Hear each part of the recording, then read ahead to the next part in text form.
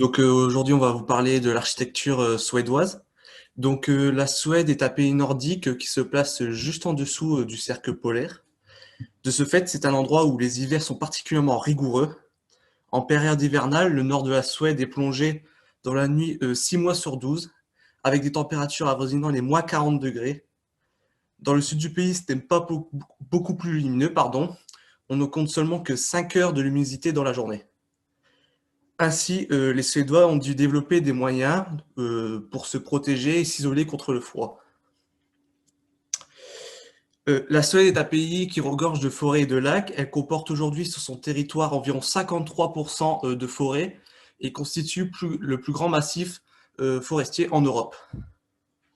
Dans le nord, on trouve principalement des sapins. Et depuis plusieurs générations, le bois est donc utilisé comme matériau de base pour construire les maisons.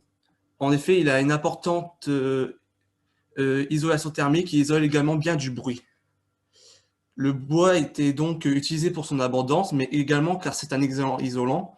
Le bois a donc toujours été utilisé pour son côté pratique et facile d'utilisation aussi. Avant, on avait une diversité architecturale de maisons en bois qui variait suivant les régions. Par exemple, dans le nord, les ouvertures étaient très petites pour ne laisser aucune chance à l'air froid de passer. Cependant, une architecture s'est vite répandue à l'ensemble du pays pour son côté pratique et très simple. Donc, c'est la Fallunstuga, donc maison rouge, sur une base carrée ou rectangulaire et ramassée généralement sur 2 niveaux. Donc, en bois, en pierre et en végétation pour la toiture. Donc, c'est en raison du climat rude que ce type de maison s'est vite répandu dans le pays car elle est très simple et efficace. Donc, les matériaux naturels sont utilisés comme isolants à toute épreuve. Ces maisons sont généralement faites en bois de sapin. Le plancher et le soubassement étaient en pierre pour les plus anciennes et en béton pour les plus récentes, et les murs en bois, surtout pour l'extérieur, car il est très efficace au niveau thermique et protège bien du froid. Donc, les toits en général étaient recouverts de végétation, car c'est un très bon isolant. Donc, le toit végétal réduit les fluctuations de température de l'intérieur de la maison, et il permet aussi la rétention des eaux de pluie en permettant un filtrage et une épuration. Donc, cette maison de petite taille et d'une simplicité remarquable permet donc bien de s'isoler du froid. Donc, la maison scandinave par excellence est donc rouge. Donc, le falin, c'est un type de rouge. Donc, pourquoi elles sont rouges? Donc, qui dit maison en bois dit protéger le bois. Donc, le bois, pour qu'il puisse durer, il doit être protégé contre l'eau pour éviter qu'il pourrisse. Donc, pour cela, on le recouvre d'une peinture spéciale afin qu'il puisse évacuer son humidité. Donc, utilisée depuis plus de 3 siècles, la peinture provenait historiquement des diverses mines de cuivre en Suède. Donc, la plus connue est la mine de Falun, dans la province de Dalarna. Donc, la province de Dalarna, plus précisément la Delikarli, est une région montagneuse du centre de la Suède, à la frontière norvégienne. Donc, elle abrite la grande mine de cuivre de Falun, donc la Falukopakruva. Donc, située au bord du lac Rhun, la ville de Falun était l'une des villes principales de Suède dès le XVIIe siècle. L'extraction du cuivre était au centre de la vie économique depuis le milieu du XIIIe siècle, et la grande mine de cuivre est une des plus grandes au monde. Donc, c'est à partir du Moyen-Âge qu'apparaît la coutume suédoise de colorer les maisons de bois avec une peinture de fabrication locale, donc appelée le rouge falin. Donc, les oxydes de cuivre et de fer qu'elle contient assurent une excellente protection du bois. Donc, au XIXe siècle, son utilisation s'est généralisée en Suède comme en Finlande, notamment parce que sa teinte donnait aux habitations l'aspect de construction en briques, plus valorisant que celui de simples planches nues. Donc, la peinture rouge est un produit écologique puisqu'elle est fabriquée depuis très longtemps, à partir de pigments de minéralisation dérivés de l'extraction de cuivre de la mine Falin. Donc, le pigment rouge est obtenu à base d'ocre de Falin, donc une poudre de roche concassée qui donne la couleur rouge à la peinture. Donc, la maison s'est vite développée, et qu'on peut voir vraiment partout dans le pays depuis cette exploitation. C'est donc cette maison rouge avec l'encadrement des fenêtres et des portes en blanc. La peinture Falin est composée uniquement d'ingrédients naturels, donc de l'eau, de la farine, de l'huile de lin et de l'ocre de Falin, comme tu l'as dit précédemment. Et elle est fabriquée traditionnellement en faisant bouillir des pigments de couleur avec du seigle et de la farine et du blé. Pour la fabriquer, il faut chauffer l'eau, ajouter le sulfate de fer, ajouter la farine de seigle, le cuivre, lentement mélanger afin d'avoir un mélange un peu pâteux. Ajouter l'encre lentement, et s'assurer qu'il ait une bonne incorporation pour ajouter l'huile de lin cuite. Plus la température est élevée, plus la couleur devient foncée, passant du jaune au marron, puis au rouge, et jusqu'au violet et au noir. La finition de pâture rouge nordique est mate. Elle ne s'écaille pas en vieillissant, celle-ci. Facile à appliquer, facile à repeindre. La pâture nordique rouge fin sèche très vite aussi. C'est une de ses qualités aussi. Sa capacité à laisser le bois respirer permet à ce dernier de sécher sans écailler ou se faire craquer la pâture. L'usage de cette pâture entretien se veut respectueuse de l'environnement, mais aussi du bois en lui-même, parce que cette pâture n'est pas absorbée par le matériau. Celui-ci peut donc respirer, transpirer, absorber et rejeter les eaux de pluie. La pâture rouge nordique exige une base absorbante, soit une surface en bois non peinte ou une surface précédemment peinte avec une pâture rouge nordique. La meilleure surface pour la peinture rouge nordique est une surface brute, non rabotée. Pardon. Cette technique de protection s'est propagée depuis le pays et certains d'autres pays nordiques respectent un code couleur pour la peinture des bâtiments rustiques. Donc nous avons en rouge pour les petites maisons, les annexes, les granges, les étables, etc. Le jaune pour les maisons cossues, dites les maisons bourgeoises ou aristocrates. Le blanc qui est fait pour les encadrements, les menuiseries, les angles de mur, les planches de rive. Et enfin le vert pour les portes de granges et d'annexes. On peut voir ce code couleur également apparaître dans les dessins animés, les films, les livres. Par exemple, très connu, la maison de Fifi Bradassier par Astrid Lindgren, une maison jaune car elle est très grande. Donc, cette peinture fait donc depuis des siècles partie du paysage et du patrimoine du pays. Donc là, c'est pour voir un peu l'ambiance intérieure des maisons. Donc, à l'origine, le rouge était donc utilisé, comme on l'a précédemment dit, pour les constructions suédoises pour ses qualités de conservation. Mais depuis, cette couleur a fini par devenir un véritable symbole national. Les mêmes ingrédients sont encore utilisés aujourd'hui. Donc, le pigment rouge à base de crocs de fer qui possède des propriétés de conservation du bois. Donc, cette maison est aujourd'hui construite en bois à l'extérieur et en béton pour les sols et les murs intérieurs. La toiture était plus généralement, enfin, actuellement, elle est plus généralement en tuiles, mais la toiture végétale recommence à être utilisée pour ses propriétés écologiques et isolantes. Riche d'un patrimoine architectural immense, la Suède a fait tout pour le conserver.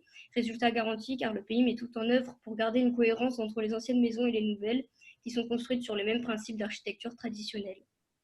Donc voilà, on a terminé. Merci.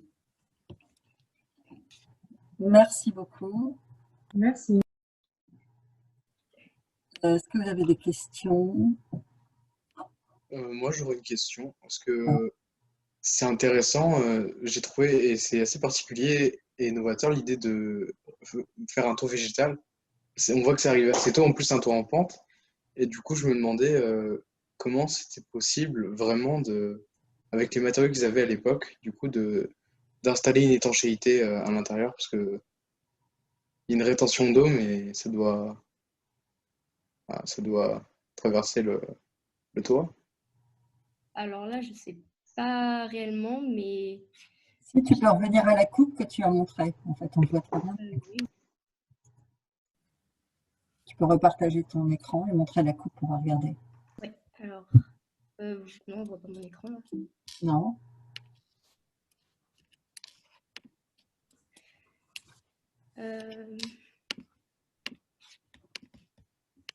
Voilà.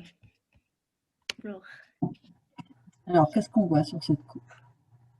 Donc, il y a une couche d'air. Enfin, en fait, il y a plusieurs couches avec de la matière organique, de l'écorce, de l'herbe. Alors, qu'est-ce que c'est comme matière organique? Est-ce que tu sais? Il me semble que c'est... en fait, je ne sais plus. J'ai plus le nom en tête, mais j'avais vu... Là, je ne sais plus. Non, ça dépend de la pente, mais ça peut être des... En fait, c'est pas de la terre, parce que la terre, ce serait trop lourd. En fait, en général, ce sont des substrats assez légers, genre compost, des choses comme ça, en fait, qui sont comme la terre, vous savez, issue du compost, en fait, qui est très noire, mais très légère. Après, traditionnellement, ça peut être plein de choses. Mais là, en fait, ce qui est intéressant aussi dans la coupe, c'est qu'on voit que ce sont des espèces de blocs. C'est toi qui l'as dessiné, la coupe? C'est vous qui l'avez dessinée tous les deux ou non? Oui, on a dessiné tous les deux. Ouais.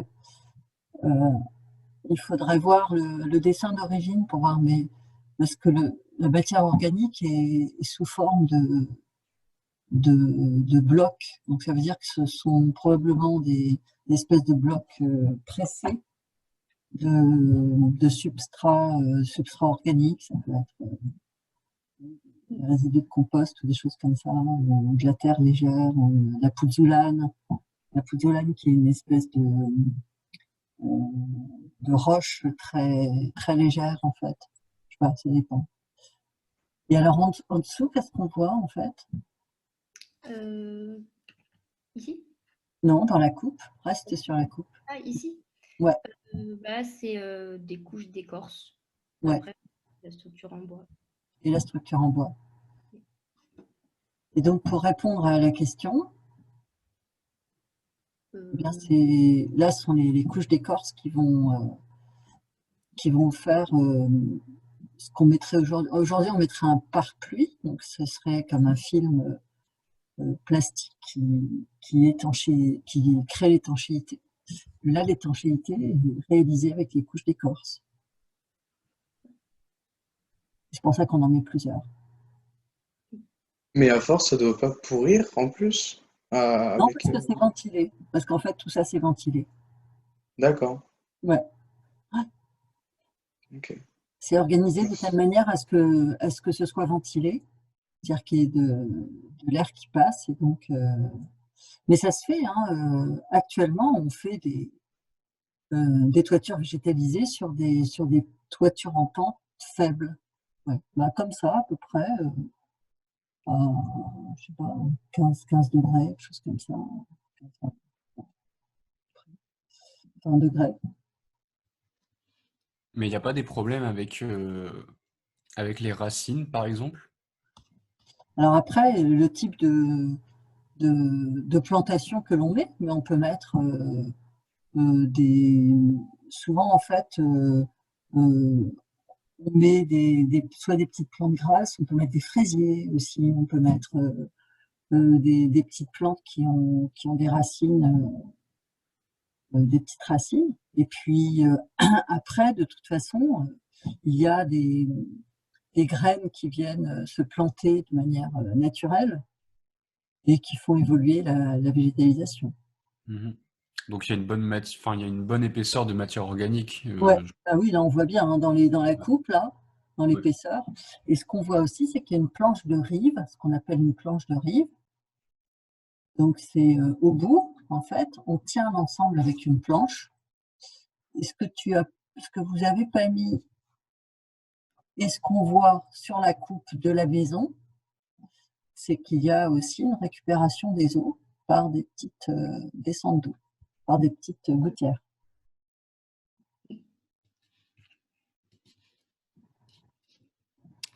Voilà. Mais c'est très intéressant parce que finalement, on pourrait réécouter tous les exposés là qu'on a eus depuis le début du cours, depuis le début du semestre, à partir de cette question de la protection des matériaux de construction. Là, on a vu des différents enduits, des enduits terre, des enduits mélangeant de la pierre concassée, c'était au Yémen. On a vu, voilà, parce que la question en fait de ces matériaux naturels, c'est effectivement qu'il faut les protéger, ou bien, comme la terre crue, la refaire en permanence ou la réenduire en permanence. Donc la question de la pérennité, elle est toujours posée. Et donc là, ce qui est intéressant, c'est qu'elle est posée non pas avec des matières plastiques issues du pétrole, mais elle est posée avec des matériaux naturels. Et donc, avec, là, par exemple, avec ce rouge falin issu des mines de cuivre. Et il arrive souvent, en fait, d'ailleurs, que des résidus de l'industrie, des résidus des mines, par exemple. Donc là, on a vu que les mines sont anciennes, datent du XIIIe siècle, donc ça peut être des mines même beaucoup plus anciennes que ça, les matériaux résiduels sont souvent utilisés pour la construction, pour divers produits de construction. Donc c'est intéressant d'avoir ces exemples comme ça de finition d'architecture et de sa protection pour sa plus grande pérennité. Et aujourd'hui, ce rouge est toujours utilisé. Ouais. Par contre, ce que vous n'avez pas montré, en fait, sont des architectures contemporaines, parce que quand même, la Suède a une grande, et la Finlande, une grande tradition d'architecture contemporaine en bois, encore aujourd'hui. Et donc, il y a une espèce de permanence, en fait, de cette architecture vernaculaire qui est réinterprétée aujourd'hui. Il me semble, si je dis pas de bêtises, qu'à Stockholm, justement, ils construisent la plus haute tour en bois, si je dis pas de bêtises. Ah bon? Je ne sais Ouais, pas. il Ouais. me semble. Si je dis pas de bêtises, il me semble que j'ai vu ça. D'accord, d'accord. Ah ben, je regarderai, c'est intéressant. Très bien. Est-ce que d'autres ont des questions?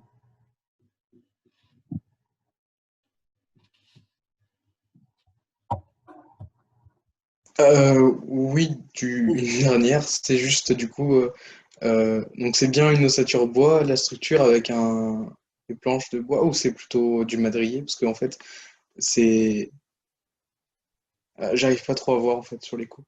Parce que sur l'élévation, on a l'impression que c'est du madrier en bas, un système en madrier, mais après c'est une ossature dont je comprends pas bien le système de constructif. D'accord. Est-ce que vous savez répondre? Bah, je ne sais pas tellement, mais nous, on avait vu que c'était un soubassement en pierre en général, et puis après une structure en bois qui s'élevait au-dessus. Mais, Alors, quelle est la différence entre une ossature en bois et ce que tu appelles madrier serait une structure en poteau-poutre, par exemple, et remplissage. Hein? Bah, En fait, penser que ce sont des madriers, c'est la manière dont les dessins, la façade est dessinée avec les bouts des planches, en fait, que l'on voit sous la fenêtre, là. C'est ça? c'est ça, oui. Mais après, c'est peut-être un problème. Ah, c'est peut-être juste la représentation qui me fait penser ça, hein. Ouais, je pense Je... que c'est la représentation. Parce qu'en fait, non, D'accord. c'est vraiment de l'ossature bois, et ça se voit dans le plan. En fait, dans le plan, on voit bien qu'il y a des petits éléments verticaux de bois très rapprochés, en général tous les 60 centimètres, même pas d'ailleurs. C'est peut-être même plus rapproché que ça, peut-être 30. Et, qui, comme on le voit en fait sur la coupe en bas à gauche, là, et cette structure qui est comme une crâne en fait, hein, de bois, verticale et horizontale, avec des renforcements horizontaux. Et après, on vient mettre de l'isolant à l'intérieur et clouer des planches horizontales devant et à l'intérieur.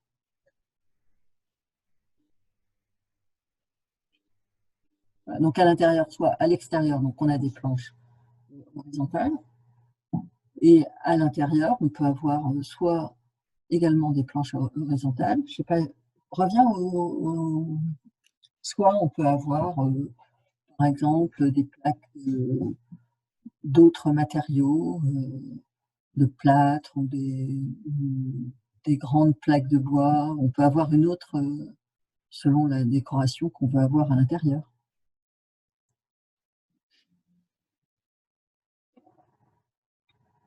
Et c'est intéressant ces plans parce qu'en fait, c'est vraiment des questions que vous serez amené à vous poser aujourd'hui, en fait. Hein.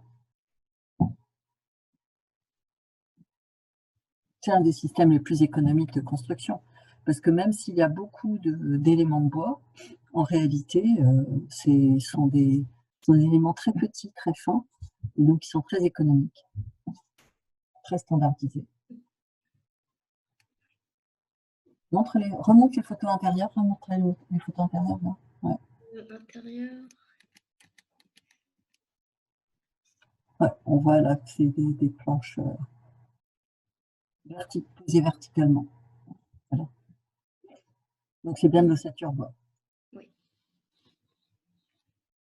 Mais après, on va rattraper par des poutres pour ne pas avoir la structure. Donc on peut avoir des poutres avec des portées de jusqu'à 4,50 m à l'intérieur, par exemple.